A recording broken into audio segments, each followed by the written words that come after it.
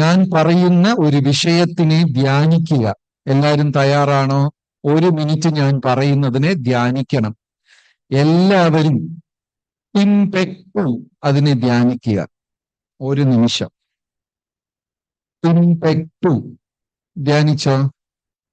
ഇല്ല. എന്തുകൊണ്ടാ? ഇത് എന്താണെന്നറിയില്ല. നാട്ടിന്റെ പേരാണോ, ആരുടെയും ആളിന്റെ പേരാണോ, തിന്നുന്ന സാധനമാണോ, എന്താന്ന് എനിക്കും അറിയില്ല അതെന്താണ്. അപ്പൊ അറിയാത്ത വിഷയം എങ്ങനെ ധ്യാനിക്കാൻ പറ്റും? ധ്യാനിക്കാൻ പറ്റില്ല.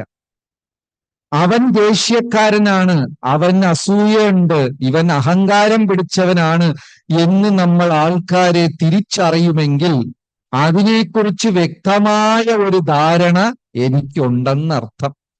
എന്റെ ഉള്ളിൽ ദേഷ്യം ഉണ്ടെങ്കിൽ മാത്രമേ ഇനിയൊരുത്തന്റെ ഉള്ളിലുള്ള ദേഷ്യത്തിനെ എനിക്ക് കാണാൻ പറ്റുള്ളൂ.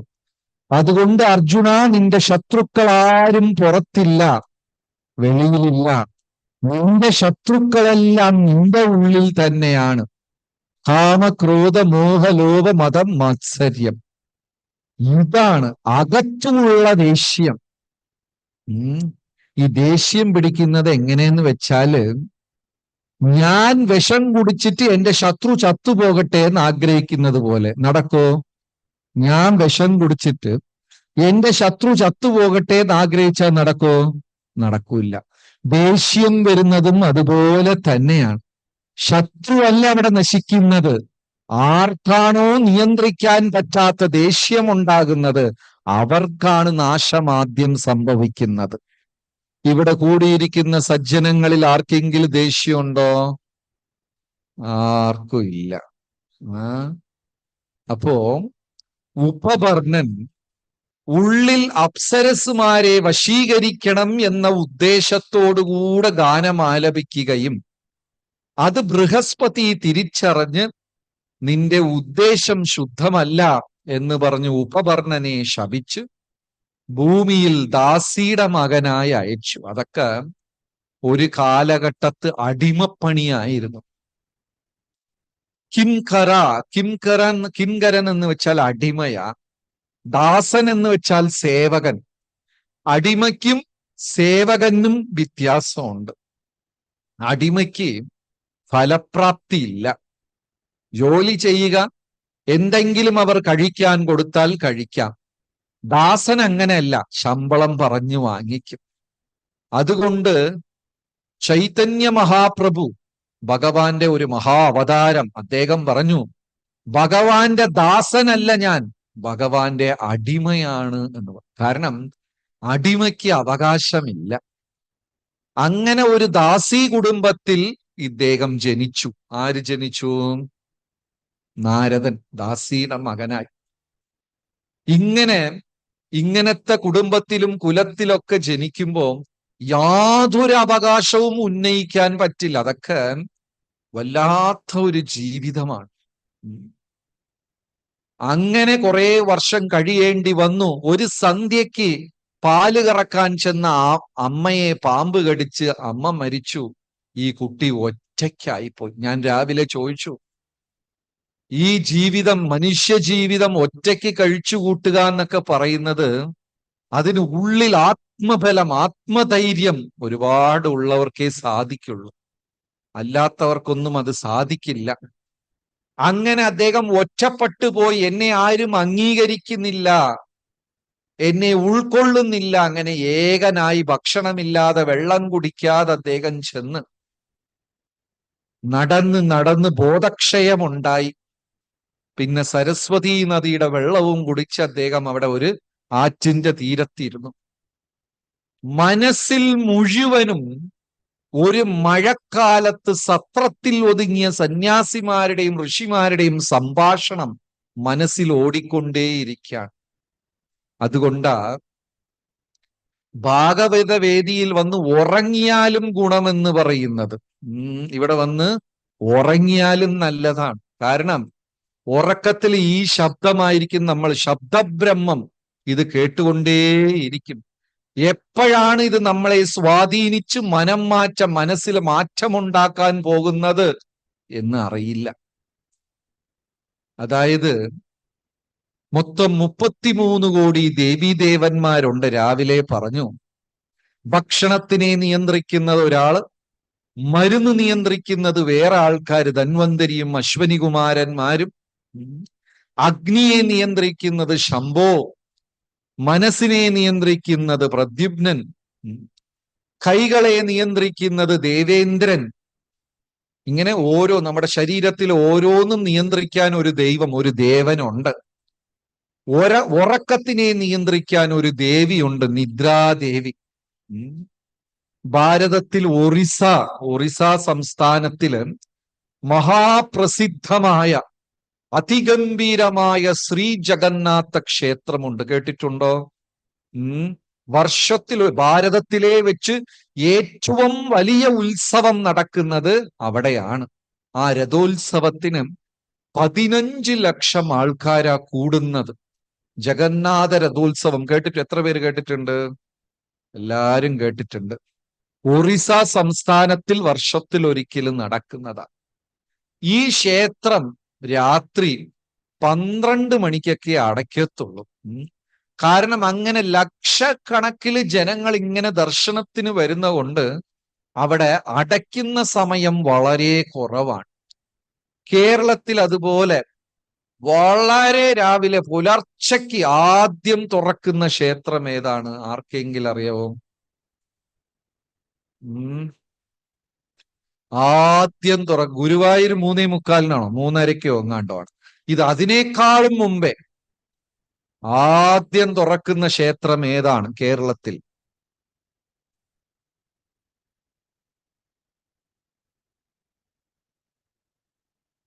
ആ ചുറ്റമ്പലം, ചിറ്റമ്പലം അല്ല. കോട്ടയം. വളരെ കറക്റ്റാണ് തിരുമേനി പറഞ്ഞത്.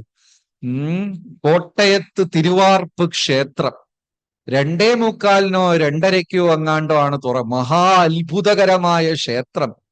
കോട്ടയൊക്കെ ഒരുപാട് ദൂരം അല്ല, ഒരു ദിവസം പോകണം. നടയിൽ തന്നെ വലിയ ഒരു ഇരുമ്പ് റോഡാണ് അവിടെ നടയിൽ വെച്ചിരിക്കുന്നത്. വാതിലിന്റെ അവിടെ മേലെ.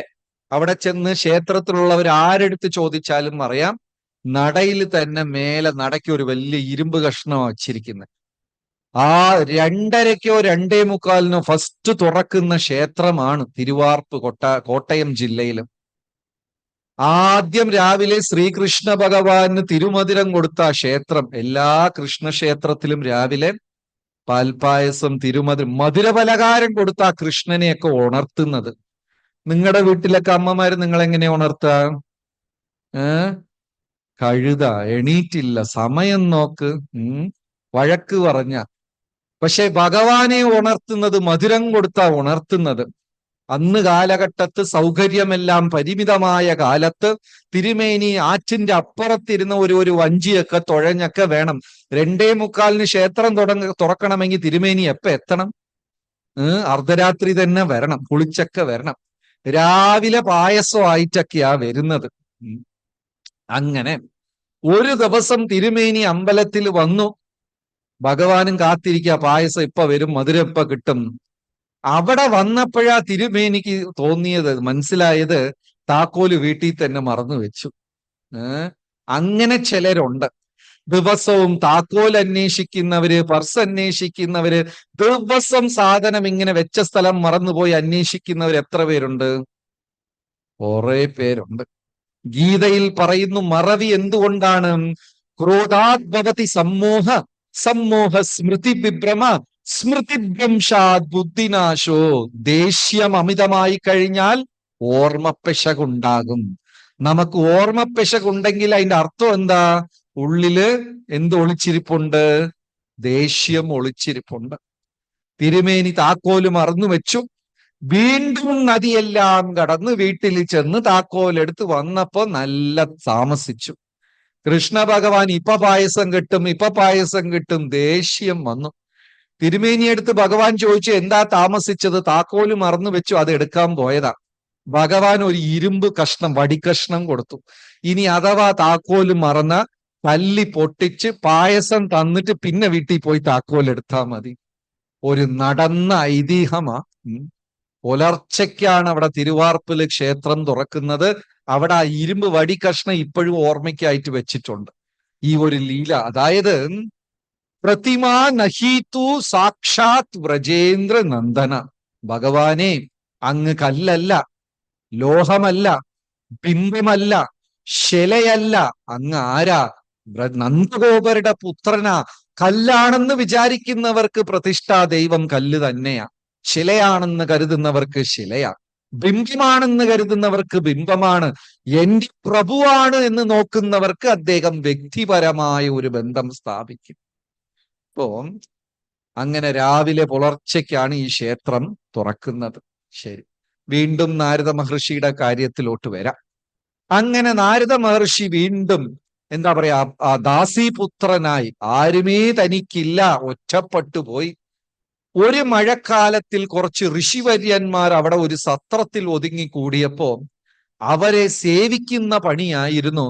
ആ സേവനം ചെയ്യുമ്പോൾ അങ്ങനെ കേട്ടുകൊണ്ടിരുന്നു അവര് പറയുന്നതെല്ലാം.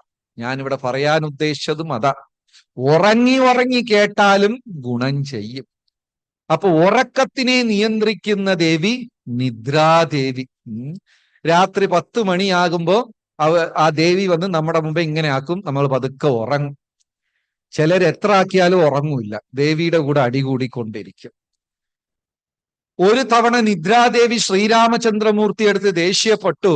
നിദ്രാദേവി പറഞ്ഞു, പ്രഭു, എനിക്ക് ആകപ്പാട് ഉണ്ടായിരുന്നത് ഒരേ ഒരു ഭക്തൻ, അവനെയും അങ്ങ് കൊന്നു, ഇപ്പൊ എനിക്ക് ഭക്തന്മാരേ ഇല്ല. ആരാ അത്? നിദ്രാദേവിയുടെ ഭക്തൻ ആരാ? ആരാ? കുംഭകർണൻ. 6 മാസം ഉറക്കം, 6 മാസം. നിദ്രാദേവിക്ക് വളരെ സങ്കടം തോന്നി. ഉണ്ടായിരുന്ന ഒരാളെയും അങ്ങ് കൊന്നു, ഇപ്പൊ എനിക്ക് ഭക്തന്മാരേ ഇല്ല. ഉടനെ ശ്രീരാമചന്ദ്രമൂർത്തി അനുഗ്രഹിച്ചു പറഞ്ഞു, വിഷമിക്കണ്ട, എവിടെയെല്ലാം സത്സംഗം നടക്കുന്നു അവിടെ പോയാൽ മതി, ആളെ കിട്ടുമെന്ന് പറഞ്ഞു.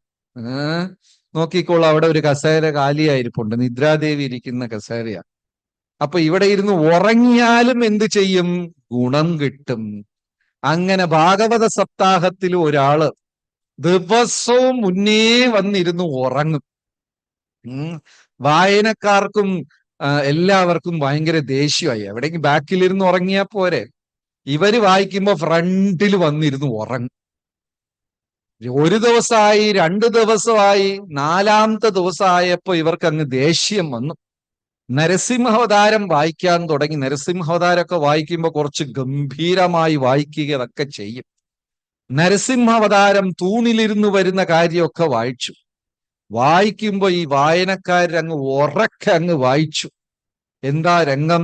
നരസിംഹമൂർത്തി തൂണും വളർന്ന് വെളിയിൽ വന്നപ്പോ ഹിരണ്യകശിപു ചോദിക്കുക, നീ ആരാണെന്ന് എനിക്കറിയാം. അപ്പൊ ഈ വായനക്കാരെന്ത് ചെയ്തു? നീ ആരാണെന്ന് എനിക്കറിയാം. ഉറങ്ങിയാൾ അങ്ങ് നെട്ടി എണീറ്റു. ഇദ്ദേഹം കേട്ട ഒരേ ഒരു വരി, നീ ആരാണെന്ന് എനിക്കറിയാം. വീണ്ടും ആൾ ഉറങ്ങാൻ തുടങ്ങി. പിന്നെയും ദേഷ്യം വന്നു, ഏത് തൂണിൽ ഒളിച്ചിരുന്നാലും നിന്നെ എനിക്കറിയാം. 2ാമത്തെ വരി, അതും നെട്ടി അങ്ങ് ഉണർന്ന് കേട്ടു. പിന്നെയും ഉറങ്ങി. 7 ദിവസത്തിൽ ഈ മനുഷ്യൻ കേട്ടത് 2 വരിയേ ഉള്ളൂ ഭാഗവതത്തിൽ. എന്താണ് 2 വരി? നീ ആരാണെന്ന് എനിക്കറിയാം, ഏത് തൂണിൽ ഒളിച്ചിരുന്നാലും എനിക്കറിയാം. അതായത് ഈ ഭാഗവത വാക്കുകൾക്ക് അത്രയും ബലമുണ്ട്. ശബ്ദബ്രഹ്മം ഹൃദയത്തിൽ സ്വാധീനിക്കുകയും തുളച്ചു കയറുകയും ചെയ്യും. അപ്പൊ ഈ മനുഷ്യൻ വീട്ടിൽ ചെന്ന് ഉറങ്ങിയാൽ രാത്രി ഈ 2 വരി മാത്രമേ ഓർമ്മയിൽ വരുള്ളൂ. നീ ആരാണെന്ന് എനിക്കറിയാം, ഏത് തൂണിൽ ഒളിച്ചാലും അറിയാം. വീണ്ടും കിടന്നുറങ്ങും. ഈ ചിലർ ഉറക്കത്തിൽ സംസാരിക്കുന്ന അസുഖമുണ്ട്. ഇവിടെ ആർക്കെങ്കിലും ഉണ്ടോ? ഉണ്ടോ? ഭാഗ്യം ചെയ്തവരാ. കിടന്നാൽ അടുത്ത ക്ഷണം ഉറങ്ങുന്നവർ, അതൊക്കെ മഹാഭാഗ്യമാണ്. ചിലര് കിടന്ന് 360 ഡിഗ്രിയിൽ ആ ബെഡിലൊക്കെ വട്ടമടിച്ച് പിന്നെ എണീറ്റിരുന്ന് തലയിതൊക്കെ പിച്ചി മാന്തി വെള്ളമൊക്കെ കുടിച്ച് നടന്ന് സംസാരിച്ച്, എന്നാലും ഉറക്കം വരില്ല. അതൊരു വലിയ ദോഷമാണ്. കിടന്നാൽ ഉടനെ ഉറങ്ങുന്ന ഭാഗ്യമുള്ളവർ എത്ര പേരുണ്ട്? കുറെ പേരുണ്ട്. അത് ശരി. ഉറക്കം വരാതെ വട്ടം അടിച്ചടിച്ചിരിക്കുന്നവർ എത്ര പേരുണ്ട്? എല്ലാം ഭൂതപ്രേത പിശാചുകളുടെ പിൻഗാമികളാ. ഈ മനുഷ്യൻ അങ്ങോട്ട് ഉറങ്ങി. ഒരു ദിവസം കള്ളൻ ഇറങ്ങി കൂരയെല്ലാം പൊളിച്ച് ഓടക്ക മാറ്റി ശബ്ദമില്ലാതെ അകത്തോട്ട് ഇറങ്ങി വീട്ടിൽ. ഇയാൾ ഉറങ്ങിക്കൊണ്ടിരിക്കുക. ഉറക്കത്തിൽ ചാടി എണീറ്റ് നീ ആരാണെന്ന് എനിക്കറിയാം. വീണ്ടും കിടന്നുറങ്ങി. കള്ളൻ വിചാരിച്ച് ദൈവമേ ഇയാള് വല്ല ദിവ്യദൃഷ്ടിയുള്ള ആളാണോ? പേടിച്ചു പോയി ആ കള്ളൻ തൂണിന്റെ പുറകെ ഒളിച്ചു. അടുത്തത് ഇവൻ എണീറ്റിരുന്നിട്ട് നീ ഏത് തൂണിൽ ഒളിച്ചാലും എനിക്കറിയാം. കള്ളൻ ജീവനും കൊണ്ട് ഓടി. ഭാഗവതം ഉറങ്ങി ഉറങ്ങി കേട്ടാലും പുണ്യം കിട്ടും എന്നും പറഞ്ഞ് നാളെ ശരി. ദാസിയുടെ പുത്രൻ ആ ഒരു മഴക്കാലം, ചാതുർമാസകാലം ഋഷിവര്യന്മാരെല്ലാം സത്രത്തിൽ കൂടി അവർ പറയുന്നതും സംസാരിക്കുന്നതും ഭഗവാന്റെ കുറിച്ചുള്ള വിഷയങ്ങളും ഭഗവാന്റെ ഗുണനാമ അതിശ്യങ്ങൾ ഇതെല്ലാം കേട്ട് കേട്ട് ഈ ബാലന്റെ ഹൃദയം ശുദ്ധമായി. അത് മാത്രമല്ല, ഈ സന്യാസി വര്യന്മാർ കഴിച്ച ഉച്ഛിഷ്ടം ഈ അമ്മയും മകനും കഴിക്കേണ്ടി വന്നു. ഇപ്പൊ അമ്പലത്തില് പ്രസാദം എന്ന് പറഞ്ഞാൽ ഭഗവാൻ തരുന്ന മീതമാണ്. പ്രസാദേ സർവദുഃഖാനാം ഹാനി. പ്രസാദം, ഭഗവത് പ്രസാദം കഴിച്ചു കഴിഞ്ഞാൽ നമ്മുടെ ജീവിതത്തിലുള്ള എല്ലാ ദുഃഖവും ഇല്ലാണ്ടാകും. പ്രസാദത്തിലൂടെ, അതായത് ഉച്ഛിഷ്ടം, ചോര, വിയർപ്പ്, ശുക്ലം, ഇതിൽ 4ൽ കൂടെയാണ് ഒരു വ്യക്തിയുടെ കർമ്മം ഇനിയൊരാളിൽ പകർന്നു കിട്ടുന്നത്. ചോര, വിയർപ്പ്, ഉച്ഛിഷ്ടം, ശുക്ലം, ഒരാളുടെ കർമ്മം ഇനിയൊരാൾക്ക് പകർന്നു കിട്ടും. ഇവിടെ എനിക്ക് തോന്നുന്നു കൂടിയിരിക്കുന്നതിൽ 90% ആൾക്കാരും വിവാഹം കഴിഞ്ഞവരാണ്. വിവാഹം കഴിഞ്ഞ് താലി കെട്ടി മാല ചാർത്തിയ ഉടനെ വിളിച്ചോണ്ട് പോയിട്ട് ഒരു ഗ്ലാസ് പാലും ഒരു പഴവും കൊടുക്കും. എന്താ കല്യാണ മണ്ഡപത്തിൽ 2 ഗ്ലാസ് പാലില്ലേ? ഒരു ഗ്ലാസ് പകുതി, ഒരു ഗ്ലാസ് പകുതി, ഒരു പഴം പകുതി. എന്തിനാ അങ്ങനെ ചെയ്യുന്നത്? അവിടെ വേറെ പഴമില്ലാത്തതുകൊണ്ടാ? 2 കുടുംബത്തിൽ 2 ആചാരം, 2 വ്യത്യസ്തമായ സ്ഥലത്ത് ജനിച്ചവർ, അവരുടെ ചിന്തകൾ, പ്രവർത്തനം, വാസന, കർമ്മം എല്ലാം വേറെ വേറെ ആയിരിക്കും. ഈ 2 എണ്ണത്തിനെയും പിടിച്ച് വിവാഹം എന്ന് പറഞ്ഞ ഒരു വീട്ടിനകത്തിട്ടാൽ അവിടെ മഹാഭാരത യുദ്ധം നടക്കും. സ്വാഭാവികം. ആരെടുത്തെങ്കിലൊക്കെ നമ്മൾ ചോദിക്കാണ് കുടുംബജീവിതം എങ്ങനെ ഉണ്ട്? വളരെ സുന്ദരം.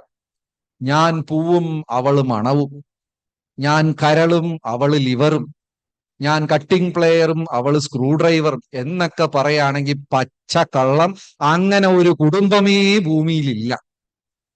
അപ്പൊ 2 വ്യത്യസ്തമായ ആൾക്കാരെ ഒരുമിച്ചിട്ടാൽ അവിടെ യുദ്ധം നടക്കും. അതുകൊണ്ട് ആചാര്യന്മാരെന്ത് ചെയ്തു? കുടുംബജീവിതം തുടങ്ങുന്ന മുമ്പേ 2 പേർക്കും പാല് കൊടുക്കുക, ഉച്ഛിഷ്ടം. അപ്പൊ ഒരാളുടെ ഉച്ഛിഷ്ടം, ചോര, വിയർപ്പ്, ഇതെല്ലാം ഇതിൽ കൂടെ കർമ്മബന്ധനം, കർമ്മം അങ്ങോട്ടും ഇങ്ങോട്ടും മാറും. അപ്പൊ ഇനിയെങ്കിലും 2 പേരും ഒരേ ലക്ഷ്യത്തോട്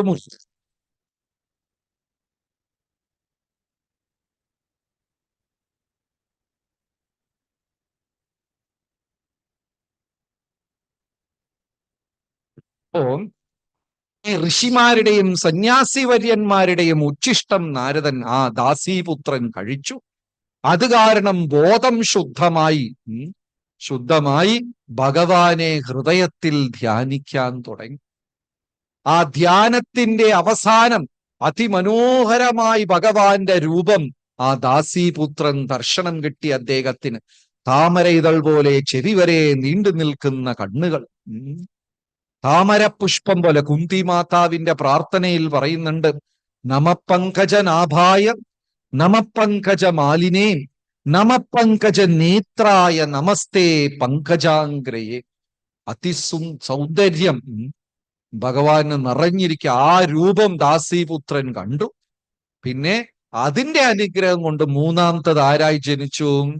നാരദനായി ജന്മം കൊണ്ടു. പൂർവജന്മത്തിൽ അനേകം പുണ്യം ചെയ്തിരുന്നാൽ നല്ല കുടുംബത്തിൽ ജനിക്കാൻ സാധിക്കും. നല്ല സാധന, തപോബലം ഉണ്ടെങ്കിലും നല്ല കുടുംബത്തിൽ ജനിക്കാൻ പറ്റും. ഉയർന്ന വ്യക്തികളുടെ അനുഗ്രഹം ഉണ്ടെങ്കിലും നല്ല സ്ഥലത്ത്, അതായത് സാധനാബലം, കർമ്മബലം, അനുഗ്രഹം. ഇത് മൂന്നുണ്ടെങ്കിലും നല്ല ഉയരെയുള്ള നല്ല കുടുംബത്തിൽ ജനിക്കാൻ സാധിക്കും.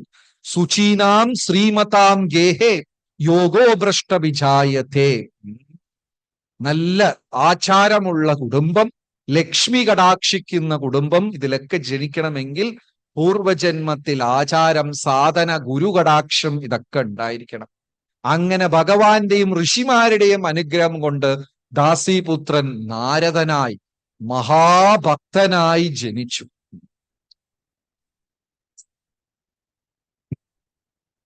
ശ്രീമദ് ഭാഗവതം കീ.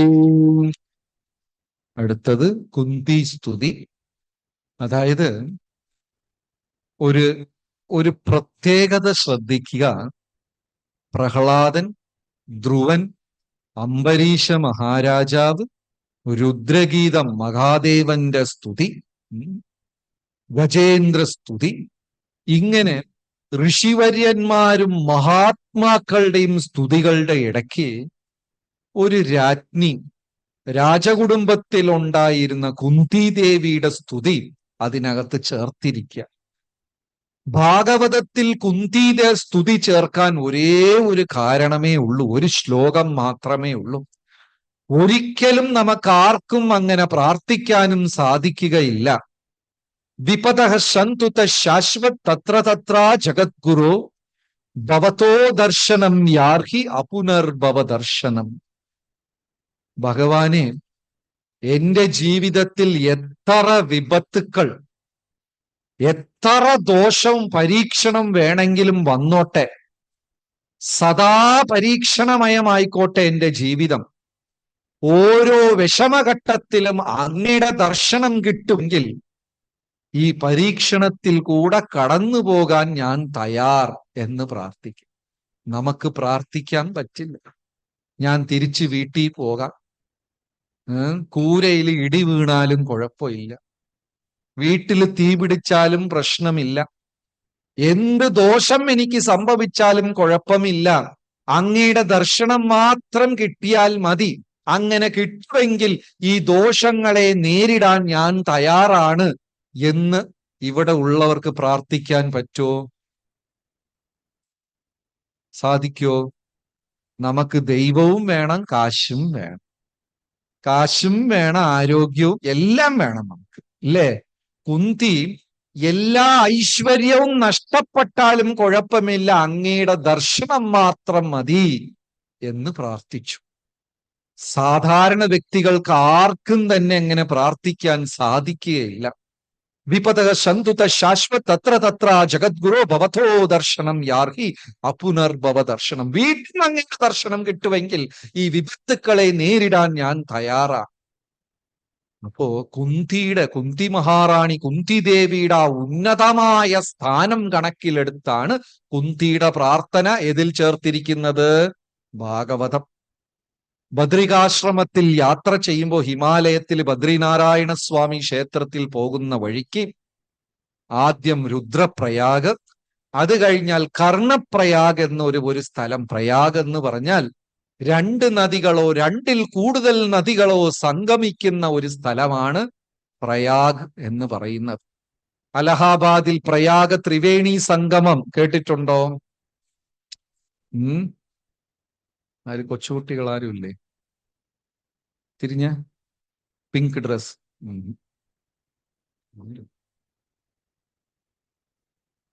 തിരിഞ്ഞു, ഫുള്ളായിട്ട് തിരിയോ? എവിടോ മേലവാ.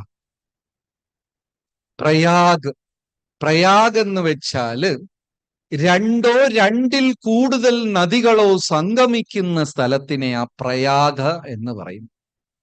അത് മഹാതീർത്ഥമാണ്. പുണ്യനദിയിൽ കുളിക്കുന്നത് എത്ര പ്രാധാന്യമാണോ അത്രയ്ക്കും പ്രാധാന്യമാണ്, അതിനേക്കാളും പ്രാധാന്യമാണ് തീർത്ഥങ്ങളിൽ സ്നാനം ചെയ്യുന്നത്. 7 പുണ്യനദികളുണ്ട്. ഏതാ? ഗംഗ, യമുന, പിന്നെ സരസ്വതി, ഗോദാവരി, നർമ്മദ, സിന്ധു, കാവേരി. ഇതിൽ പകുതിയിൽ ഇപ്പൊ വെള്ളമില്ല, കുഞ്ഞുങ്ങളെല്ലാം ക്രിക്കറ്റ് കളിച്ചുകൊണ്ടിരിക്കുക. സരസ്വതി നദി ഭൂമിയിലേ ഇല്ല.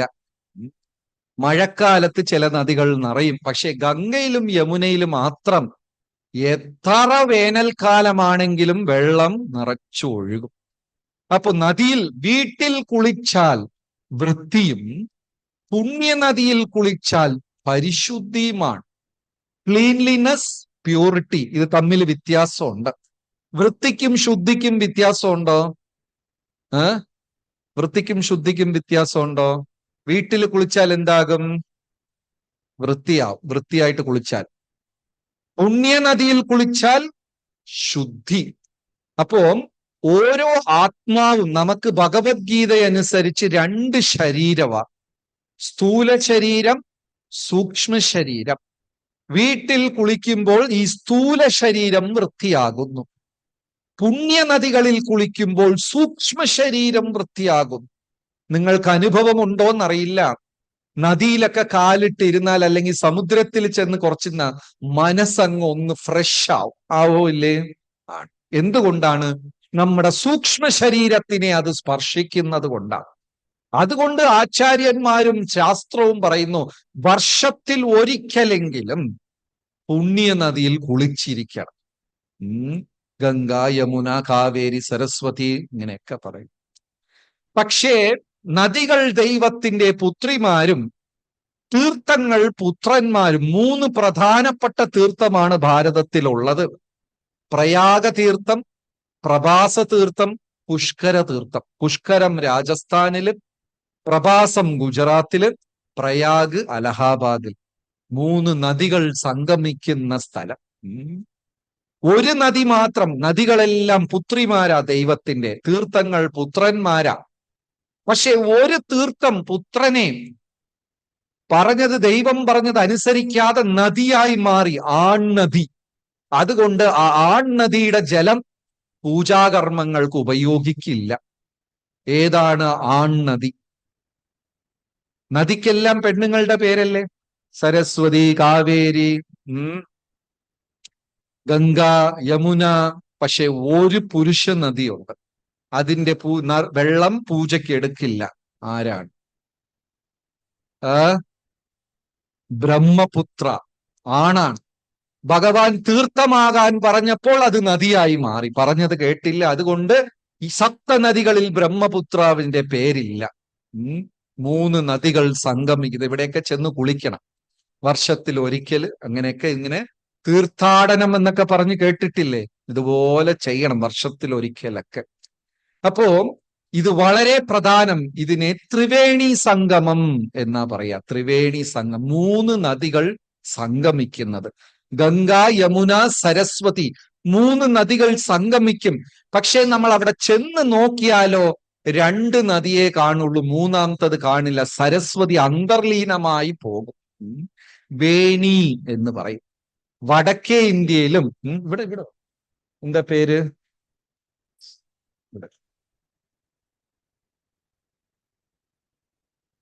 എല്ലാരും കാണാനാ തിരിഞ്ഞ് അങ്ങോട്ട് നോക്കിയിരിക്കും ഫുള്ളായിട്ട്. അവിടെ നോക്കിയിരിക്കുവോ? ആ ശരി. ഈ മുടി ഇങ്ങനെ പിന്നുന്നതിനെ ഗുജറാത്തിലും ഉത്തർപ്രദേശിലും വേണി എന്ന് പറയും. ശങ്കരാചാര്യർ ഒരു മഹാസിദ്ധാന്തം ഇതിൽ കൂടെ വിവരിച്ചിട്ടുണ്ട്, വേണി തത്വം. എത്ര സെറ്റ് മുടി ഉണ്ടെങ്കിൽ ഇങ്ങനെ പിന്നാൻ സാധിക്കും? നോക്കിയതിൽ ഇപ്പൊ ആർക്കും അങ്ങനത്തെ സ്റ്റൈലൊന്നുമില്ല, എല്ലാം ഔട്ട് ഓഫ് ഫാഷൻ. ഇങ്ങനെ പിന്നാൻ എത്ര സെറ്റ് മുടി വേണം? എത്ര വേണം? 3 എണ്ണം. എത്ര കാണാൻ പറ്റും? 2. 3ാമത്തത് എവിടെ? ഉള്ളിലുണ്ടോ? ശരി. 1 ഞാൻ, അഹം. 2ാമത്തത് എന്നെ ചുറ്റി, എന്റേത്, എന്റെ പണം, എന്റെ വീട്, എന്റെ കുടുംബം, എന്റെ സ്വത്ത്, എന്റെ ആരോഗ്യം എന്റേത്. 3ാമത്തത് കാണാൻ സാധിക്കാത്തത്, അദൃശ്യമായ ഭഗവാന്റെ ശക്തി. ഇപ്പോ എല്ലാവർക്കും അവരവരെ കുറിച്ച് അറിയാൻ വലിയ താല്പര്യമുണ്ട്, ഉണ്ടോ ഇല്ലേ? ഭാഗവത സപ്താഹമായതുകൊണ്ട് ഇത്ര ആൾക്കാരാ. ഞാൻ പറയാണ്, ഞാനൊരു ജ്യോതിഷനാ. എല്ലാവർക്കും ഫ്രീ ആയിട്ട് ജാതകം നോക്കി നടക്കാൻ പോകുന്നത്, വരാൻ പോകുന്നത്, കയ്യും കാലും ഒക്കെ നോക്കി പറയാന്ന് പറഞ്ഞാൽ തിരക്ക് 2 ഇരട്ടിയായിരിക്കും. എല്ലാവർക്കും അവരവരെ കുറിച്ച് അറിയാൻ വലിയ താല്പര്യമുണ്ട്. ഞാൻ പിന്നെ എന്റേത്, എന്റെ കുടുംബം, എന്റെ പണം, എന്റേത് എല്ലാം. ഇത് രണ്ടിനെയും പിടിച്ചു വച്ചിരിക്കുന്നത് ഏതാ? ദൈവത്തിന്റെ ശക്തിയാണ്. മൂന്നാമത്തെ സെറ്റ് മുടിയില്ലെങ്കിൽ 2 സെറ്റ് മുടി ഇങ്ങനെ നിൽക്കോ? പക്ഷെ കാണാൻ പറ്റുന്നത് 2. ഗീതയിൽ പറയുന്നു, സൂത്രേ മണിഗണായിവ. ഒരു മുത്തുമാലയിൽ മുത്തുക്കൾ കോർത്തതുപോലെ നൂലാണല്ലോ ഈ മുത്തുക്കളെ പിടിച്ചിരിക്കുന്നത്. പക്ഷെ നൂലിനെ കാണാൻ പറ്റോ? നൂല് പൊട്ടിയാലോ മുത്ത് താഴെ വീഴും. മൂന്നാമത്തെ സെറ്റ് മുടിയില്ലെങ്കിൽ ഇത് രണ്ടും നിൽക്കത്തേയില്ല. ദൈവമുണ്ടെങ്കിൽ മാത്രമേ ഈ ഭൂമിയിൽ ഞാനുള്ളൂ, എന്റേതും ഉള്ളൂ. ദൈവം എന്ന അദൃശ്യമായ ശക്തി ഇതിനെ പിടിച്ചു വെക്കുന്നില്ലെങ്കിൽ ഞാനുമില്ല, എന്റേതുമില്ല. അപ്പൊ ഈ 3 വിഷയങ്ങളിൽ വളരെ പ്രധാനപ്പെട്ട വിഷയം ഏതാണ്? 3 ഞാൻ, എന്റേത്, ദൈവം. ഈ 3 പ്രധാനമാർക്കാ. ആ മൂന്നാമത്തെ സെറ്റ് മുടിയില്ലെങ്കിൽ ഇത് രണ്ടും നിൽക്കില്ല, അല്ലേ? ശങ്കരാചാര്യർ വേണിതത്വം എന്ന് ഉപദേശിച്ചതാ. ഞാനും എന്റെ കുടുംബം, എന്റെ സമ്പത്ത് എല്ലാം പിടിച്ചു വെച്ചിരിക്കുന്നത് കാണാൻ സാധിക്കാത്ത ഈശ്വരന്റെ അനുഗ്രഹം. അത് പോയി കഴിഞ്ഞാൽ പ്രപഞ്ചത്തിലെല്ലാം നിമിഷ നേരം, പൂന്താനം പാടിയതുപോലെ 2-4 ദിനം കൊണ്ടൊരുത്തനെ തണ്ടിലേറ്റി നടത്തുന്നതും ഭഗവാൻ. മാളിക മുകളേറിയ മന്നന്റെ തോളിൽ എന്തു വേണമെങ്കിലും സംഭവിക്കാം. അപ്പോ ആ ഭഗവാനിൽ, ഈശ്വരനിൽ വേണം നമുക്ക് വിശ്വാസം കൂടുതൽ ഉണ്ടാക്കാൻ. Thank you. ശരി, പ്രധാനപ്പെട്ട കാര്യം എവിടെ നിർത്തി? ഏണിയൊക്കെ കഴിഞ്ഞു. കുന്തി മഹാറാണി. അപ്പൊ കർണപ്രയാഗം, ഹിമാലയത്തിൽ പോകുന്ന വഴിക്ക് കർണപ്രയാഗമുണ്ട്. 10ാമത്തെ വയസ്സ് കുന്തി മഹാറാണിക്ക്. കുന്തിഭോജ രാജാവിന്റെ കൊട്ടാരത്തിൽ 10 വയസ്സ്. 10 വയസ്സ് കുട്ടികൾ ആരെങ്കിലും ഉണ്ടോ? ആരുമില്ല. 5ാം ക്ലാസ്സിൽ പഠിക്കുന്ന ഒരു കുട്ടി, അത്രയൊക്കെ ഉള്ളൂ. ദുർവാസ ഒരു ദിവസം കൊട്ടാരത്തിൽ കയറി വന്നു. ദുർവാസ വന്നപ്പോ നാനാ ദിശയിലെ ആൾക്കാരെല്ലാം ഓടിപ്പോയി. എന്തുകൊണ്ടാ? എങ്ങനെ പോയാലും ശാപം ഉറപ്പാണ്. ദുർവാസാവിന് ഇഷ്ടപ്പെട്ടാലും ശപിക്കും, ദേഷ്യപ്പെട്ടാൽ. ദുർവാസാവിനെ പ്രീതിപ്പെടുത്തിയതായിട്ട് ആരും തന്നെ ഇല്ല. 2 വ്യക്തികൾ മാത്രമേ ചരിത്രത്തിൽ ദുർവാസാവിനെ പ്രീതിപ്പെടുത്തിയിട്ടുള്ളൂ. ഒന്ന് രാധാദേവി, ഇനി ഒന്ന് കുന്തിദേവി. അപ്പൊ കുന്തിഭോജ രാജാവ് പറഞ്ഞു, ദുർവാസ പറഞ്ഞു, അധികകാലം അല്ല, കൊട്ടാരത്തിൽ ഞാൻ 1 കൊല്ലമേ താമസിക്കത്തുള്ളൂ. എത്ര ദിവസം? 1 കൊല്ലം. അതായത് ആരുടെയെങ്കിലും വീട്ടിൽ ബന്ധുക്കളായി ചെന്നാൽ 3 ഊണിന് കൂടുതൽ നിൽക്കരുത്. എത്ര ഊണ് കഴിക്കാവൂ? 3 ഊണ്. ആഴ്ച കണക്കിലൊന്നും അവിടെ നിൽക്കരുത്. ഉള്ള വിലയെല്ലാം പോകും. ആദ്യത്തെ ദിവസം പോയ ഉടനെ നമ്മൾ അവരെല്ലാം സൽക്കരിക്കും. 2 ദിവസം കഴിഞ്ഞ ദോശമാവ് ഫ്രിഡ്ജിലുണ്ടോ, ഉണ്ടാക്കി കഴിച്ചോളാൻ പറയും. 3ന്റെ അന്ന് ചോദിക്കും, പോകുന്നില്ലേ എന്ന് ചോദിക്കും. അതുകൊണ്ട് ശാസ്ത്രം പറയുന്നു 3 ഊണിന് അധികം എവിടെയും നിൽക്കരുത്. ദുർവാസാവ് പറഞ്ഞു, കുന്തിഭോജ രാജാവിന്റെ അടുത്ത് അധിക കാലമല്ല, ഞാൻ 1 വർഷം മാത്രമേ കൊട്ടാരത്തിൽ താമസിക്കൂ. പണിക്കാരെല്ലാം നാനാദിശയിൽ ഓടി. കാരണം ദുർവാസാവിനെ സേവിച്ചു കഴിഞ്ഞാൽ ശാപം ഉറപ്പാ. രാജാവ് പറഞ്ഞു, നിങ്ങൾ പണി ഒഴിവാക്കിപ്പോയാൽ നിങ്ങൾക്ക് ശിക്ഷ കിട്ടും. പണിക്കാര് പറഞ്ഞു, ശിക്ഷിച്ചാലും കുഴപ്പമില്ല, ശാപത്തിനേക്കാൾ അതാ നല്ലത്. ആരും തന്നെ ദുർവാസാവിനെ സേവിക്കാൻ മുന്നോട്ട് വന്നില്ല. ദുർവാസാവിനെ പ്രീതിപ്പെടുത്തുന്നത് വലിയ ബുദ്ധിമുട്ടുള്ള കാര്യമാണ്. ചില സമയം നമ്മുടെ വീടുകളിലും ദുർവാസാക്കന്മാര് കാണും. നിങ്ങളുടെ വീട്ടിലുണ്ടോ? ആരെ വീട്ടിലും ദുർവാസ ഇല്ല? കാണും. എങ്ങനെ പോയാലും കുഴപ്പമാ. നേരെ പോയാലും കുഴപ്പം, കുറുകെ പോയാലും കുഴപ്പം. അപ്പോ ഈ 10 വയസ്സ് കുന്തി, ആ കുഞ്ഞ് മുന്നോട്ട് വന്നിട്ട് ഞാൻ സേവിക്കാമെന്ന് പറഞ്ഞു. കുന്തിഭോജ രാജാവ് പറഞ്ഞു, വേണ്ട, നിന്നെ കൊണ്ട് പറ്റില്ല. ഇല്ല, ഞാൻ ചെയ്യാം. 1 വർഷകാലം ആദ്യത്തെ ദിവസം എത്ര ഉത്സാഹം കാണിച്ചോ അതേ ഉത്സാഹം 365ാമത്തെ ദിവസവും ഉണ്ടായിരുന്നു. നമുക്ക് അങ്ങനെയല്ല. ആദ്യത്തെ ദിവസം ഉത്സാഹം ഉണ്ടാകും, പിന്നെയൊക്കെ കുറയും. 1 വർഷകാലം, നീണ്ട വർഷകാലം ഉത്സാഹം കുറയാതെ അതിഥികളെ, ഒരു മന്ത്രമുണ്ട്, അതിഥി ദേവോ ഭവ. അതിഥി എന്ന് പറഞ്ഞാൽ ആരാ? തിഥി അറിയിക്കാതെ വരുന്ന ആളാ അതിഥി. തിഥി എന്ന് വെച്ചാൽ ഡേറ്റ് എന്ന് വെച്ചാൽ മുൻകൂട്ടി വിവരം അറിയിക്കാതെ പെട്ടെന്ന് വാതിലിൽ വന്ന് നിൽക്കുന്ന ആളാണ് ആര്? അതിഥി. അപ്പൊ നമുക്ക് 1000 കൂട്ടം പണി കാണും, പക്ഷെ പെട്ടെന്ന് ഒരാൾ അറിയിക്കാതെ വന്ന് നിൽക്കുമ്പോ എന്റെ പണിയെല്ലാം മാറ്റി വെച്ചിട്ട് ആ വ്യക്തിക്ക് ഞാൻ പ്രാധാന്യം കൊടുത്ത് സേവിക്കുമ്പോൾ അതിഥി സേവനം അത് ദേവന്മാരെ സേവിക്കുന്നതിന് തുല്യമാണ്. ഇപ്പോഴാണെങ്കിൽ എന്ത് പറയും? ഒന്ന് വിളിച്ചു പറഞ്ഞിട്ട് വന്നൂടെ? എന്തിനാ? എന്നാ വീട് പൂട്ടിയിട്ട് പോകാമായിരുന്നു. തിഥി അറിയിക്കാതെ വരുന്നവരെ സേവിക്കുക എന്നാണ്. അങ്ങനെ 1 വർഷകാലം കുന്തി ദുർവാസാവിനെ സേവിച്ചു. ദുർവാസ ഒരു രഹസ്യ മന്ത്രം ഉപദേശിച്ചു. എന്തുകൊണ്ടാ? ഏത് ദേവനെ വേണമെങ്കിലും പ്രാർത്ഥിക്കാം, അവരിലിരുന്ന് നിനക്കൊരു സൽപുത്രൻ ഉണ്ടാകും. ശാസ്ത്രമനുസരിച്ച് ഒരു സ്ത്രീ പൂർണ്ണമാകുന്നത് ഒന്നിൽ കവിഞ്ഞ സന്താനങ്ങൾ ഉണ്ടാകുമ്പോഴാണ് ആ സ്ത്രീ അവളുടെ കർത്തവ്യത്തിൽ പൂർണ്ണമാകുന്നത്. അപ്പൊ ഇതൊരു വലിയ അനുഗ്രഹമായിട്ട് അന്ന് കാലത്ത് കണ്ടുകൊണ്ടിരുന്നു. ഇന്ന് അങ്ങനെയല്ല. എത്രയോ അമ്മമാർക്ക് പ്രസവിക്കാൻ ബുദ്ധിമുട്ടുണ്ട്, പ്രയാസമുണ്ട്. അതുകൊണ്ട് വാടകയ്ക്കൊക്കെ പ്രസവിക്കുന്ന കഥ നിങ്ങൾക്ക് എല്ലാവർക്കും അറിയാം. പക്ഷേ അമ്മയാകുമ്പോഴാണ് ഒരു സ്ത്രീ പൂർണ്ണമായ ഒരു പങ്ക് കൈവരിക്കുന്നത് എന്നാണ് ശാസ്ത്രം. അതുകൊണ്ട് വലിയ അനുഗ്രഹമായിട്ടാണ് ദുർവാസാവ് ഈ അനുഗ്രഹം കുന്തി റാണിക്ക് കൊടുത്തത്. ഏത് ദേവനെ വേണമെങ്കിലും ധ്യാനിച്ച് മന്ത്രം ചൊല്ലിയാൽ അദ്ദേഹത്തിന്റെ കൃപാകടാക്ഷം കൊണ്ട് പുത്രനുണ്ടാകും. ഈ അനുഗ്രഹം കിട്ടുമ്പോൾ കുന്തിക്ക് എത്രയാ വയസ്സ്? എത്ര വയസ്സാ? 10 വയസ്സ്. എന്തറിയാം ആ കുഞ്ഞിന്? ഗംഗയുടെ തീരത്ത് ചെന്നിരുന്ന് ചുമ്മാ അങ്ങ് മന്ത്രം ചൊല്ലി. സൂര്യദേവൻ നോക്കിയപ്പോ സൂര്യദേവനെ കണ്ടു. നോക്കി അങ്ങ് മന്ത്രം ചൊല്ലി സൂര്യദേവൻ പ്രത്യക്ഷനായി കുട്ടിയെയും കൊടുത്തു. ഈ 10 ഒരു കുട്ടിയുടെ കയ്യിൽ ഇനിയൊരു കുട്ടി. 10 വയസ്സ് കുന്തിക്ക് എന്ത് ചെയ്യാം? പേടിച്ചു പോയി. സാധാരണ അമ്മമാർക്ക് പ്രസവം ഉണ്ടാകുന്ന രീതിയിലല്ല കർണൻ ജനിച്ചത്. ചെവിയിൽ, കുന്തിയുടെ ചെവിയിലിരുന്നാണ് കർണൻ ജനിച്ചത്. ഇത് പറയുമ്പോൾ ആധുനിക ജനത പറയും, ഓ പിന്നെ ചെവി ഇന്ന് വന്നു, മൂക്കി ഇന്ന് വന്നു.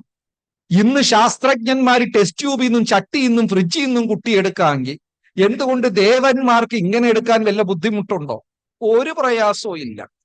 ചെവിയിൽ കൂടെ കുഞ്ഞ് ജനിച്ചു കർണൻ. കുന്തിക്ക് എന്ത് ചെയ്യണമെന്ന് അറിയില്ല. ഈ കുട്ടിയെ തിരിച്ച് കൊട്ടാരത്തിൽ കൊണ്ടുപോകാൻ സാധിക്കില്ല. എന്തു പറയും? തനിക്കുണ്ടാകുന്ന മാനക്കേടും ഇതെല്ലാം ഓർത്ത് ആ കുന്തിയുടെ കൈ വിറയ്ക്കാൻ തുടങ്ങി. കുന്തി എന്ത് ചെയ്തു? ഒരു ചെറിയ ബാസ്ക്കറ്റിൽ വെച്ച് ഒഴുക്കി വിട്ടു. ആ ഒഴുക്കിയ സ്ഥലമാണ് കർണപ്രയാഗ്. നമ്മൾ ബദ്രികാശ്രമത്തിൽ പോകുമ്പോൾ കർണപ്രയാഗ് കാണാൻ സാധിക്കും. അത് കഴിഞ്ഞ് കുന്തിയുടെ കഥ എല്ലാവർക്കും അറിയാം. വിഷമത്തിന്റെ വീതേ വിഷമം. വിഷാൻ മഹാഗനെ പുരുഷാദ ദർശനാത് അസത്സഭായ വനവാസ കൃച്ഛൃത അനേക മഹാരഥാശ്വതോ. ദോഷത്തിന്റെ മീതെ ദോഷം, ദുഃഖം എന്നും തീരാത്ത ദുഃഖം. ആരുടെ ജീവിതത്തില്? കുന്തി. കുഞ്ഞുങ്ങൾ ചോറ് ചോദിച്ചപ്പോൾ അതിൽ വിഷം വെച്ചു കൊടുത്തു. മഹാ അഗ്നി. പാണ്ഡവര് ഉറങ്ങിക്കിടന്നപ്പോൾ ഇല്ലത്തിന് തീ വെച്ചു. രാക്ഷസന്മാരെ അയച്ചു. ദ്രൗപദിയെ തെറ്റായ സദസ്സിൽ വെച്ച് വസ്ത്രാക്ഷേപം നടത്തി. ഭഗവാനെ, ഇതിനേക്കാളും ഈ പ്രപഞ്ചത്തിൽ ആരെങ്കിലും വേദന സഹിക്കൂ? എന്തുമാത്രം വേദനയാ ഞാൻ സഹിക്കുന്നത്. എന്റെ കുട്ടികൾക്ക് വിഷം വെച്ചു കൊടുത്തു, അവര് ഇല്ലത്തിന് തീ വെച്ചു, ദ്രൗപദിയുടെ വസ്ത്രാക്ഷേപം നടത്തി. ഇതെല്ലാം പോരാഞ്ഞിട്ട് 12 വർഷം വനവാസം, 1 വർഷം അജ്ഞാതവാസം. അജ്ഞാതവാസ കാലത്തിൽ കണ്ടുപിടിച്ചാൽ വീണ്ടും 12 വർഷം വനവാസം, 1 വർഷം അജ്ഞാതവാസം. വീണ്ടും കണ്ടുപിടിച്ചാൽ വീണ്ടും തീരാത്ത ദുഃഖം മാത്രം എന്റെ ജീവിതമായി കൃഷ്ണ. എനിക്ക് സഹിക്കാൻ പറ്റുന്നില്ല. വീണ്ടും ദുഃഖം. ഒന്നിലിരുന്ന് കിടക്കുമ്പോൾ വീണ്ടും ദുഃഖം.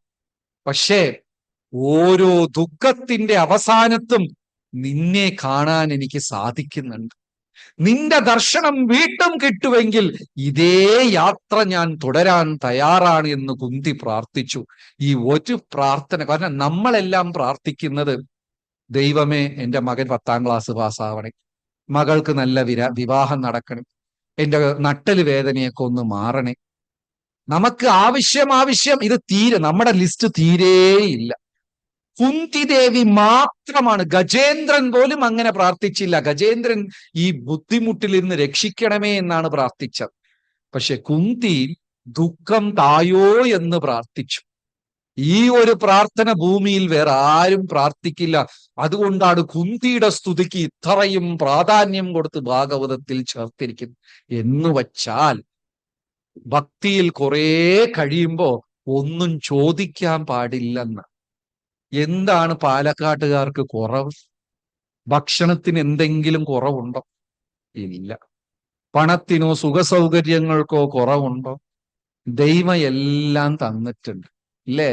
എന്നാലും രാവിലെ വലിയ ലിസ്റ്റുമായിട്ട് അങ്ങ് പോകും.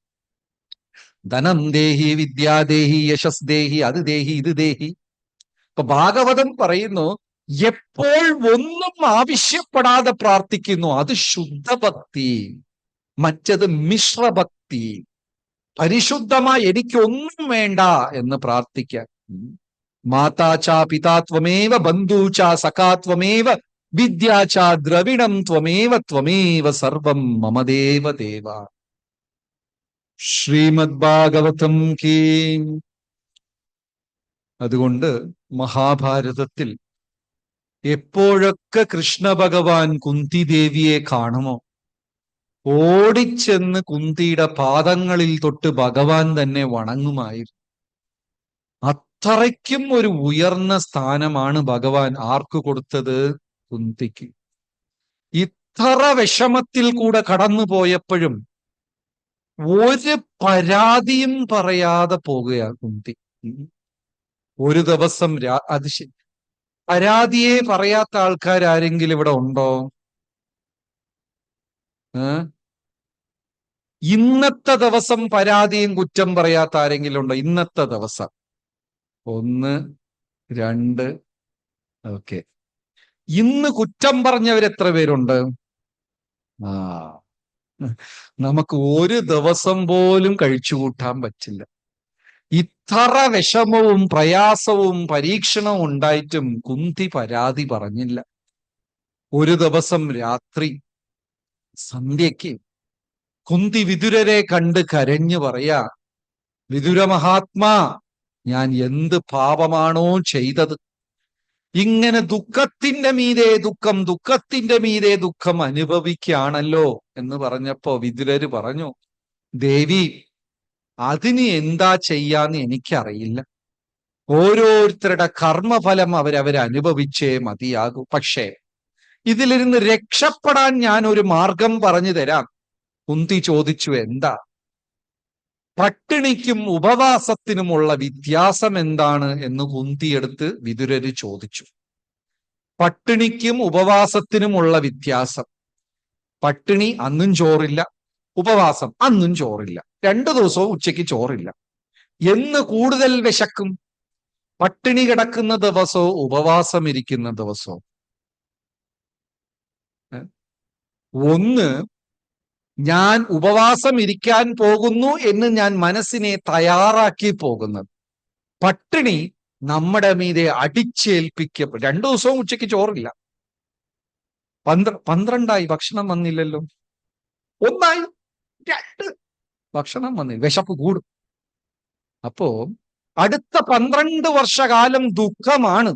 ഇത് നേരത്തെ കണ്ടിട്ട് കുന്തിയെടുത്ത് വിതുരര് പറഞ്ഞു, തപസ്യ എന്ന് കരുതുക. ഇനി 12 കൊല്ലം ഞാൻ തപസ്യ ഇരിക്കാൻ പോകുന്നു എന്ന് കരുതുക. പട്ടിണിയെ വ്രതമായി മാറ്റുക. ദുഃഖം വരുമ്പോൾ ഇത് ഞാൻ സ്വീകരിച്ചു കൊള്ളാം എന്ന് മനസ്സിനെ തയ്യാറാക്കുക. മനസ്സിന്റെ ചെറിയ ഒരു തിരുത്തം, ഒരു ചെറിയ അഡ്ജസ്റ്റ്മെന്റ് ചെയ്താൽ ജീവിതത്തിലുള്ള എല്ലാ പ്രയാസവും ശരിയാവും. നമ്മളെ നോക്കി ആരെങ്കിലും വഴക്ക് പറഞ്ഞാൽ നമുക്ക് വേണമെങ്കിൽ ഇരുന്ന് കരയാം. അല്ലെങ്കിൽ, ചേട്ടാ, എന്നെ ഇന്നലെ ഒരുപാട് വഴക്ക് പറഞ്ഞില്ലേ, നല്ല രസം ഉണ്ടായിരുന്നു, ഒന്നും കൂടെ പറയോ എന്ന് ചിരിച്ചുകൊണ്ട് പറയാം. 2 കുഞ്ഞുങ്ങൾ വിദ്യാലയത്തിൽ ഗുരുകുലത്തിൽ പോയി. നിങ്ങൾക്കെല്ലാം പഴയ സ്ലേറ്റ് പെൻസിൽ ഓർമ്മയുണ്ടോ? സ്ലേറ്റ് പെൻസിൽ പിടിച്ച് എഴുതിയ കാലം ഇല്ലേ? പൊട്ടിപ്പോ. അത് പെട്ടെന്ന് ഒടിഞ്ഞു പോകും. പുതിയ കുട്ടികൾക്ക് അറിയില്ല. രണ്ട് കുഞ്ഞുങ്ങൾ ഗുരുകുലത്തിൽ പോയി, രണ്ടിന്റെ പെൻസിലും പൊട്ടി. ഒന്ന് കരയാൻ തുടങ്ങി, എന്റെ പെൻസിൽ പൊട്ടിയേ, അമ്മ വഴക്ക് പറയേ, കരച്ചലോട് കരച്ചൽ. രണ്ടാമത്തെ കുട്ടി ചിരിക്കാൻ തുടങ്ങി, ഒന്ന് പൊട്ടി രണ്ട് കിട്ടി, ഒന്ന് പൊട്ടി രണ്ട് കിട്ടി.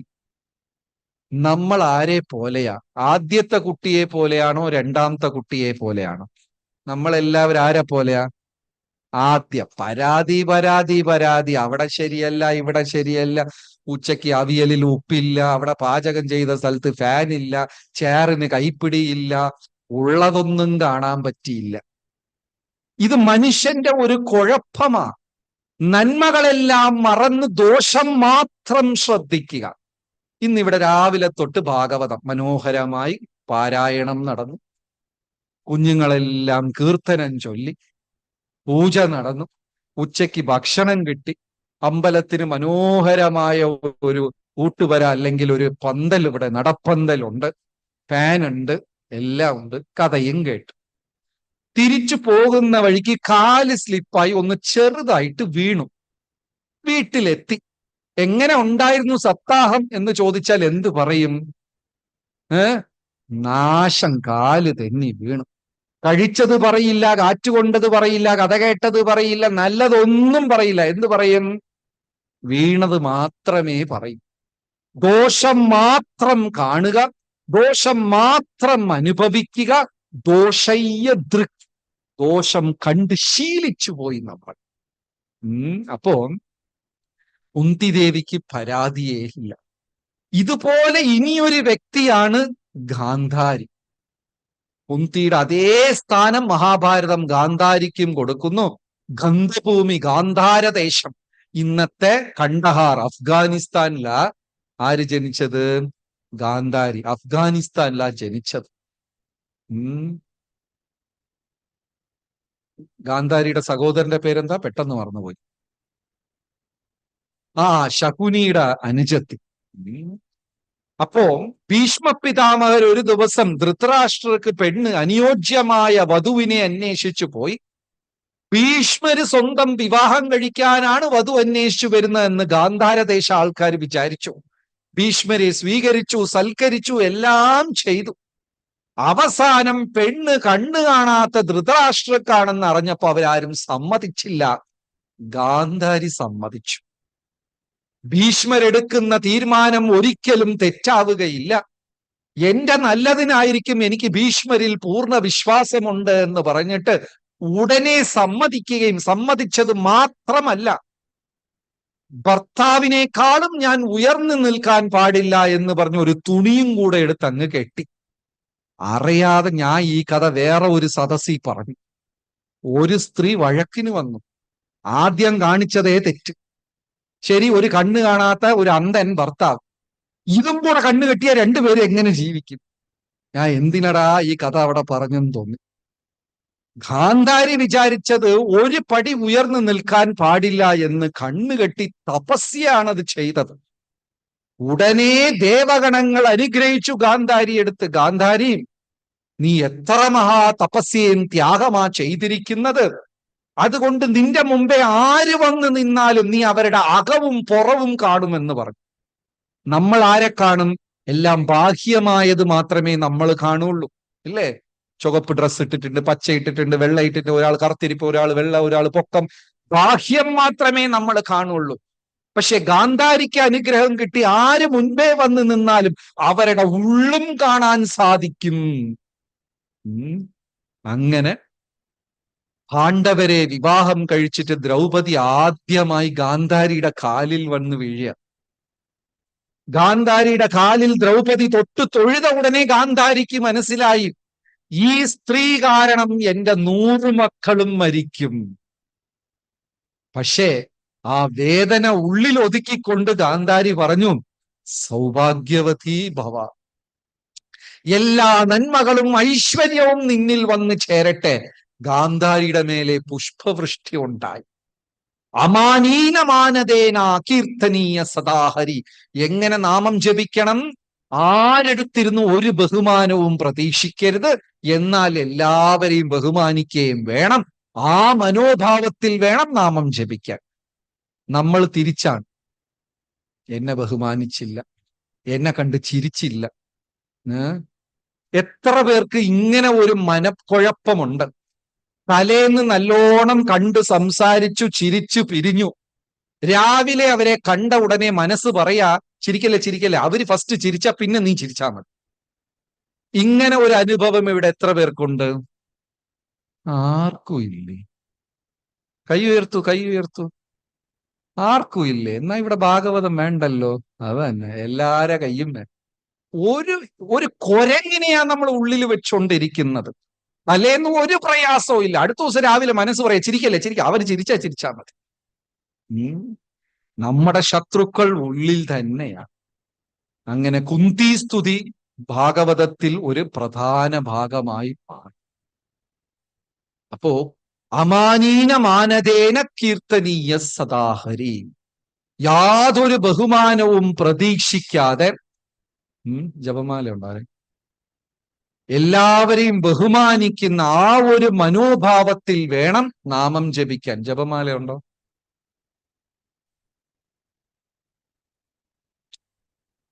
ഇപ്പൊ നമ്മളിവിടെ ഭാഗവതമാണ് സംസാരിക്കുന്നത്. ഭാഗവതത്തിൽ മൊത്തം എത്ര ശ്ലോകമാണ്? എത്ര ശ്ലോകമാണ് ഭാഗവതത്തില്? എത്ര സ്കന്ധങ്ങളാണ്? 12 സ്കന്ധം. എത്ര ശ്ലോകമാണ്? 18,000 ശ്ലോകം.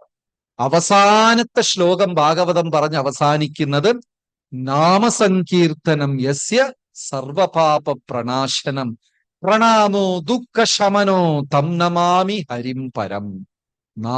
കലികാലത്തിൽ ഭഗവാൻ നാമരൂപത്തിലാ അവതരിച്ചിരിക്കുന്നത്. കലേർദോഷ നിതേരാജൻ, കലികാലത്തില് കലഹവും കാപട്യം, ഏതെല്ലാം വീടുകളിൽ ഭഗവാന്റെ നാമജപം നടക്കാതെ പോകുന്നു അവിടെ അദൃശ്യമായ ഒരു കുടുംബം വന്ന് താമസിക്കും. ഭർത്താവിന്റെ പേര് കാലൻ, ഭാര്യയുടെ പേര് അയ്യോ. ദുഃഖം വരുമ്പോ എല്ലാരും വിളിക്കാറില്ലേ അയ്യോ? അയ്യോ എന്ന് പറഞ്ഞാല് കാലന്റെ ഭാര്യ. മക്കള് 2, കലഹവും കാപട്യവും. നോക്കിക്കോളൂ, ഈ പ്രദേശത്ത് ആരെങ്കിലും പഴയ 4 കെട്ട് വീടിൽ താമസിക്കുന്നവരുണ്ടോ? നടുമുറ്റം തുറന്നു വെച്ച്. ആർക്കും ഇല്ലേ 4 കെട്ട് വീട്? എല്ലാം വിറ്റോ? 1, 2 വിറ്റു. ഇപ്പൊ ഇല്ല, ഇപ്പൊ ഉണ്ട്. 2 പേർക്ക് മാത്രമേ ഉള്ളൂ. വേറെ ആർക്കും 4 കെട്ട് വീടില്ല. അത് ശരി. 4 കെട്ട് വീട്ടില് മധ്യഭാഗം തുറന്നിങ്ങനെ ആകാശം നോക്കിയിരിക്കും. അമ്പലം പണിയുമ്പോൾ ദേവി മധ്യേയും ചുറ്റിയും ഓപ്പൺ ആയിരിക്കും. മനസ്സിലായോ വ്യത്യാസം? അമ്പലം പണിയുമ്പോൾ വിഗ്രഹം നടുക്ക്, മറ്റു ചുറ്റിയും ആകാശം കാണാം. വീട് പണിയുമ്പോൾ നേരെ തിരിച്ച് മധ്യഭാഗം ഓപ്പൺ ആയിരിക്കും, ചുറ്റിയും വീട് പണിയും. എന്തിനാ? ജീവിതത്തിന്റെ, ഗ്രഹത്തിന്റെ മധ്യേ ദൈവം, വീട്ടിന്റെ മധ്യേ ദൈവം, ബ്രഹ്മസ്ഥാനം. പിന്നെ പാലക്കാടില് ഭൂമിക്ക് വില കൂടിയപ്പോ ദൈവത്തിനെ പതുക്കെ സൈഡിലാക്കി, സ്റ്റെയർ കേസിന്റെ അടിയിലാക്കി, അങ്ങനെ പറഞ്ഞു വിട്ടു. ഏതെല്ലാം വീടിന് മധ്യേ ഇരുന്ന് ഈശ്വരനെ പറഞ്ഞു വിട്ടോ അവിടെ ഈ 4 പേര്, ഈ കുടുംബം വന്ന് താമസിക്കും. ആരൊക്കെയാണ്? കാലൻ, കാലന്റെ ഭാര്യ അയ്യോ, കലഹവും കാപട്യം, വഴക്കും പറ്റിക്കലും. കലികാലത്ത് മാത്രമേ ആ ദോഷമുള്ളൂ. ഭർത്താവ് ഭാര്യയെ പറ്റിക്കുക, ഭാര്യ ഭർത്താവിനെ പറ്റിക്കുക, മക്കൾ മാതാപിതാക്കളെ പറ്റിക്കുക, മാതാപിതാക്കൾ മക്കളെ പറ്റിക്കുക, പട്ടി യജമാനനെ പറ്റിക്കുക, യജമാനൻ പട്ടിയെ പറ്റിക്കുക. ഇത് മുൻപത്തെ യുഗങ്ങളിലില്ല. നിങ്ങൾക്ക് ഇഷ്ടപ്പെടാത്ത ഒരു ചോദ്യം ചോദിക്കട്ടെ. എത്ര പേരുടെ ജീവിതത്തിൽ മറ്റുള്ളവർ അറിയാത്ത രഹസ്യം ഉണ്ട്? ആരെ ജീവിതത്തിലും ഇല്ല. കാണും. ആരും കൈ ഉയർത്തില്ല, ഞാൻ വീട്ടിൽ അടി ഉണ്ടാക്കുന്നില്ല. ഉണ്ട് രഹസ്യം. അതാണ്, എല്ലാവർക്കും കാണും. ഈശ്വരന്റെ നാമം ചൊല്ലിയില്ലെങ്കിൽ കലഹവും കാപട്യവും ഇതെല്ലാം ആ കുടുംബത്തിൽ വന്ന് വസിക്കും. ഭവനത്തിന്റെ മധ്യേ ദൈവം, ബ്രഹ്മസ്ഥാനം, തുളസീതറ, പൂജാമുറി ഇതൊക്കെ വയ്ക്കുക. കലേർദോഷ നിതേരാജൻ, കലികാലം മുഴുവനും ദോഷങ്ങൾ കൊണ്ട് നിറഞ്ഞതാ. അസ്തിഹി ഏകത് മഹത് ഗുണ, ഒരേ ഒരു മംഗളഗുണം, നന്മയേ ഉള്ളൂ. കീർത്തനാദേവ കൃഷ്ണസ്യ മുക്തസംഗ പരം വ്രജേത്. ഭഗവാന്റെ നാമകീർത്തനം ദിവസവും ചൊല്ലുക. അതിൽ കലികാലത്തിൽ ഏത് മന്ത്രമാ? സത്യയുഗത്തിൽ ഓം നമോ ഭഗവതേ വാസുദേവായ, ത്രേതായുഗത്തിൽ ഓം നമോ നാരായണായ, ദ്വാപരയുഗത്തിൽ പ്രദ്യുമ്നായ അനിരുദ്ധായ ച. അങ്ങനെ ഒരു മന്ത്രം. കലികാലത്തിൽ ഹരേ രാമ മന്ത്രം, ഹരേ കൃഷ്ണ മന്ത്രം. ഇതി ഷോഡശകം നാം കലികൽമശനാശനം നത്തഹ പരതരുപായത്തെ സർവവേദേഷു ദൃശ്യത്തെ. ഈ 16 അക്ഷരം കൊണ്ട നാമം കലികാലത്തിലുള്ള എല്ലാ കർമ്മത്തിനെയും നശിപ്പിക്കും. കുറഞ്ഞത് 108 തവണയെങ്കിലും നമ്മൾ ഈ മന്ത്രം ചൊല്ലണം. 10 മിനിറ്റ് എടുക്കും. എന്താണ്? കലികാലേന നാമരൂപേണ കൃഷ്ണേര അവതാർ. ഭഗവാൻ വന്ന് കലികാലത്തിൽ നാമരൂപത്തിലാ അവതരിച്ചിരിക്കുന്നത്. ഞാൻ രാവിലെ പറഞ്ഞതുപോലെ മഹാദേവന്റെ കയ്യിൽ രുദ്രാക്ഷമാല കണ്ടിട്ടുണ്ടോ? സ്വാമി അയ്യപ്പന്റെ കയ്യിൽ തുളസിമാല കണ്ടിട്ടുണ്ടോ? ഗണപതിയുടെ കയ്യിൽ മാലയുണ്ടോ? ഉണ്ട്. ബ്രഹ്മാവിന്റെ കയ്യിൽ മാലയുണ്ടോ? ക്രിസ്ത്യാനികൾ ജപമാല ഉപയോഗിച്ച് ജപിക്കുന്നത് കണ്ടിട്ടുണ്ടോ? മുസ്ലിമുകൾ ജപമാല ജപിക്കുന്നത് കണ്ടിട്ടുണ്ടോ? ഉണ്ട്. ഹിന്ദുക്കൾക്ക് അങ്ങനത്തെ യാതൊരു ചടങ്ങും ഇല്ല. അഥവാ കിട്ടി അതിൽ സ്വർണം കെട്ടി കഴുത്തി കൂടെ ഇടും, ജപിക്കത്തില്ല. നാമജപം വളരെ പ്രധാനം. അപ്പൊ 108 ജപമാലയില് 108. എന്തിനാ 108? അഷ്ടോത്തര ശതം. 108 എന്ന സംഖ്യ ദൈവത്തിനെ പ്രതിനിധാനം ചെയ്യുന്ന സംഖ്യയാ. അതായത് ഗീതയിൽ 10-ാം അധ്യായത്തിൽ കൃഷ്ണൻ പറയുന്നു, കാലങ്ങളിൽ ഞാൻ വസന്തകാലം. പഴയ ഒരു തമിഴ് സിനിമാ പാട്ട് കേട്ടിട്ടുണ്ടോ? കാലങ്ങളിൽ അവൾ അതെല്ലാവർക്കും അറിയാം. ഇത് ഭഗവത്ഗീതയിൽ ഒരു അധ്യായത്തിലിരുന്ന് കോപ്പി അടിച്ചതാ. വേദങ്ങളിൽ ഞാൻ സാമവേദം, പക്ഷികളിൽ ഞാൻ ഗരുഡൻ, സ്ഥാവരങ്ങളിൽ ഞാൻ ഹിമാലയം, നദികളിൽ ഞാൻ ഗംഗ, പ്രണവത്തിൽ ഞാൻ ഓംകാരം എന്ന് ഭഗവാൻ പറയുന്നു. അതേപോലെ സംഖ്യയിൽ ഭഗവാൻ എത്രയാ? 108. അപ്പൊ 108 പ്രാവശ്യം നമ്മൾ മന്ത്രം ചൊല്ലിയാൽ ഒരു മാല 10 മിനിറ്റ്. അപ്പോ ഇങ്ങനെ 5 വിരലുണ്ട്. ഈ വിരൽ മാത്രം നമ്മൾ ഉപയോഗിക്കത്തില്ല, മറ്റു 3 വിരലും ഉപയോഗിക്കും. ഇത് അഹങ്കാരത്തിന്റെ വിരല. ഞാൻ പറഞ്ഞ പോലെ കേൾക്കണം. അഹങ്കാരത്തിന്റെ വിരൽ. ആരെങ്കിലും ഇങ്ങനെ വിരട്ടുന്നത് കണ്ടിട്ടുണ്ടോ? ഞാൻ പറയുന്ന പോലെ കേൾക്കണം. അങ്ങനെ ആരും ഈ വിരലേ കാണിക്കും. അപ്പോ മംഗളകർമ്മത്തിനെല്ലാം ഈ വിരൽ ഉപയോഗിക്കുകയില്ല. യോഗിമാര് തപസ്യ ചെയ്യുമ്പോൾ എന്താ ചെയ്യുക? ചിന്മുദ്ര, അഹമെന്ന ഭാവത്തിനെ കുറച്ചുകൊണ്ട് അഹങ്കാരമില്ലാതെ യോഗിമാരിങ്ങനെയല്ലേ തപസ്യരിക്കുക. ദേവി അനുഗ്രഹിക്കുന്നത് ഇങ്ങനെയല്ലേ. മംഗളകർമ്മത്തിനൊന്നും ഈ വിരൽ എടുക്കത്തില്ല.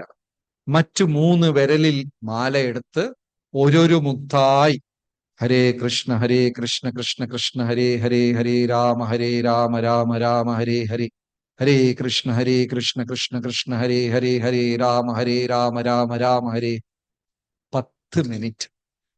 ഇത് 108 തവണ നമ്മൾ ദിവസവും ഉരുവിടുമ്പോൾ 2-3 മാസം കഴിയുമ്പോൾ നമ്മളിൽ വലിയ ഒരു വ്യത്യാസം അനുഭവപ്പെടും. ഇവിടെ എത്ര പേരാ നാമം ചൊല്ലുന്ന ആൾക്കാരുള്ളത്? 108 തവണ. തുടങ്ങാത്തവരെത്ര പേരുണ്ട്? നാമം ചൊല്ലി ദിവസം 108 പ്രാവശ്യം ചെയ്യാത്തവർ കുറച്ചു പേരുണ്ട്. ഈ ചെയ്യാത്തവർക്ക് ഇന്ന് മുതൽ 10 മിനിറ്റ് ചെലവാക്കാൻ സമ്മതമുണ്ടോ? നിർബന്ധമില്ല, ഇതെല്ലാം ഫ്രീ ആണ്. നാമജപം കൊണ്ട് ഈശ്വരന്റെ സാന്നിധ്യം ആ ഹൃദയത്തിൽ ഉണ്ടാകും. നല്ല കാര്യമാണോ? അതെ. അപ്പോ 10 മിനിറ്റ് എടുക്കും. ഹരേ കൃഷ്ണ. ഹരി ഓം തത്സത്. സോ ഇന്നത്തെ ആദ്യത്തെ ദിവസം സപ്താഹം ഇന്നിവിടെ പര്യവസാനിക്കുന്നു. നാളെ വീണ്ടും രാവിലെ പുലർച്ചയ്ക്ക് വിഷ്ണു സഹസ്രനാമ ജപത്തോട് പാരായണം തുടങ്ങും. പ്രഭാഷണം 10 മണിക്കും 12 മണിക്കും വൈകുന്നേരം 4:30. ജയ ജയ ഭാഗവത ദേവാ, ജയ ജയ ഭാഗവത, ജയ ജയ രാധ കൃഷ്ണ സ്വരൂപ ജയ ജയ ഭാഗവത ദേവാ, ജയ ജയ ഭാഗവത. ജയ